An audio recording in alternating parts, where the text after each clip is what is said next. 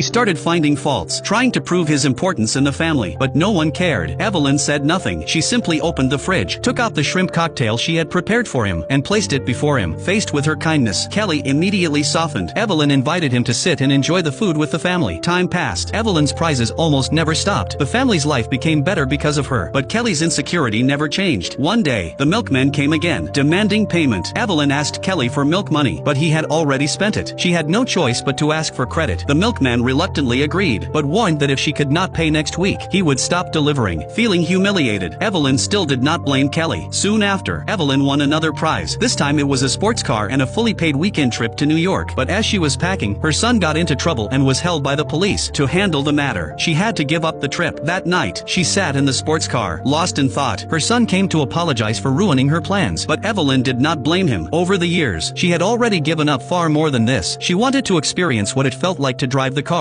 Her son offered to teach her, but she refused. If she learned, she might not want to part with it. But the family needed to sell the car to cover expenses. Evelyn had already sacrificed too much. Later, Evelyn received a letter from another housewife in Ohio. Her daughter had won second prize in the same contest Evelyn had entered. She wanted to know what Evelyn's first prize slogan had been, and so, the two began corresponding. The woman invited Evelyn to join their contestant group. Many of them had achieved good results. Evelyn planned to go, but before she could leave, her youngest son caused trouble again. He had pulled up all the neighbors' tulips. Her trip was cancelled. Not only that, she also had to compensate the neighbors. Still, Evelyn did not scold her son. She faced it together with him. After some time, her daughter finally learned to drive. Evelyn once again prepared for the trip. This time, she left successfully. As they crossed the state border, Evelyn felt the scenery outside turn greener. Before long, they arrived at their destination. The group members welcomed her warmly. There, Evelyn found true friends. Together, these housewives studied how to write perfect advertising slogans. Of course, such activities would eventually end. Evelyn returned home, having gained one last chance to enter a major competition. She began writing her slogan, but soon, a phone call nearly crushed her. The bank informed her that a second mortgage from 3 years earlier would be due in 1 month. This meant that if she did not win the prize, they would have no money to repay. The bank would reclaim the house. The whole family would have nowhere to go. Evelyn had no choice but to tell the children. They blamed their father, but Evelyn insisted they still respect him. There was only one box of food left in the fridge. Evelyn served the last food and unplugged the refrigerator. The family's only hope now depended on the contest. Fortunately, Evelyn's slogan advanced to the finals, but the results would only be announced after 2 weeks. The wait was unbearable. Kelly tried to comfort her, saying there would always be another chance, but Evelyn knew this was the last one. If they did not win, the family would be homeless. The final day to move out arrived. In the afternoon, the children packed their belongings, ready to leave. At that moment, the phone suddenly rang. It was the call that would decide the fate of the entire family. Evelyn listened carefully as the contest results were announced. Do you want to know if Evelyn won? Follow me. I will share the rest of the story soon.